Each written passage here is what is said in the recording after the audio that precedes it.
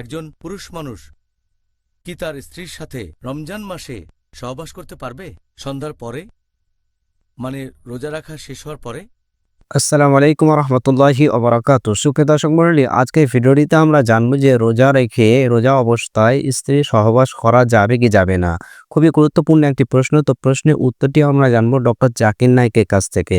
তো সম্পূর্ণ ভিডিওটি দেখতে থাকুন। প্রথম দিকে যখন মুসলিমদের জন্য রোজা রাখা ফরজ করা হলো, আল্লাহ বলেছেন পবিত্র কোরআনে সূরা বাকারা অধ্যায় নম্বর 2 আয়াত নম্বর 185, রমজান হলো সেই মাস যে মাসে পবিত্র কোরআন নাজিল হয়েছে মানুষের পথের দিশারি হিসেবে এবং সৎপথের স্পষ্ট নিদর্শন ও সত্য মিথ্যের পার্থক্যকারী রূপে। তারপর বলা হয়েছে যে যারা এই মাসটা পাবে তারা রোজা রাখবে। তাহলে যখন মুসলিমদের জন্য এই রোজাকে ফরজ করা হলো পুরো রমজান মাস ধরে, প্রথম দিকে নিয়মটা এমন ছিল যে স্ত্রীর কাছে যাওয়া, স্ত্রীর সাথে সহবাস করা পুরো রমজান মাসে নিষিদ্ধ হোক, সেটা দিনের বেলায় অথবা রাতের বেলায়। আর আল কুরতুবীর তাফসিরে এটা উল্লেখ আছে, খণ্ড নম্বর 2 পৃষ্ঠা নম্বর 210, যে উমর রাদিয়াল্লাহু আনহু একবার নবীর সাথে রাতে অনেক সময় ছিলেন, তারপর নবীকে ছেড়ে নিজের বাসায় চলে আসলেন। যখন বাসায় আসলেন তখন তার স্ত্রীর সাথে সহবাসের ইচ্ছে হলো। তিনি সহবাস করলেন।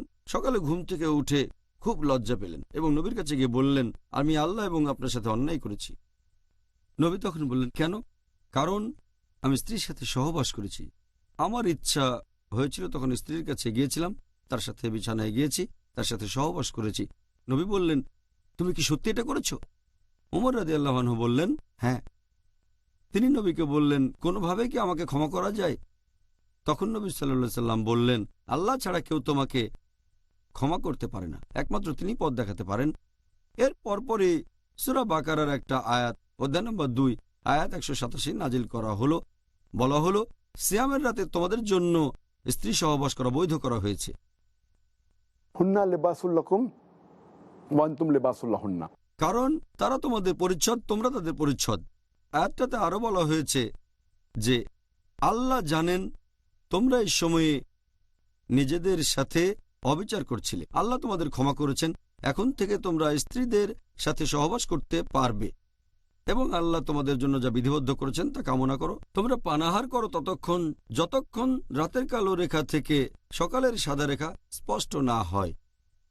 তারপর সিয়াম পূর্ণ করো সূর্যাস্ত পর্যন্ত, রাত না হওয়া পর্যন্ত। তাহলে আয়াতটা যখন নাজিল হলো সূরা বাকারা অধ্যায় 2 আয়াত 187, সেই সময় থেকে রমজান মাসে রাতের বেলায় মুসলিমদের জন্য স্ত্রী সহবাস করা বৈধ হয়ে গেল। তাহলে এখনকার নিয়মটা হচ্ছে আপনি স্ত্রীর সাথে সহবাস বা যৌন সম্ভোগ করতে পারবেন না দিনের বেলায়, যে সময় আকাশে ভোরের আলো ফোটে, তার মানে ফজরের ওয়াক্ত থেকে সূর্যাস্ত পর্যন্ত।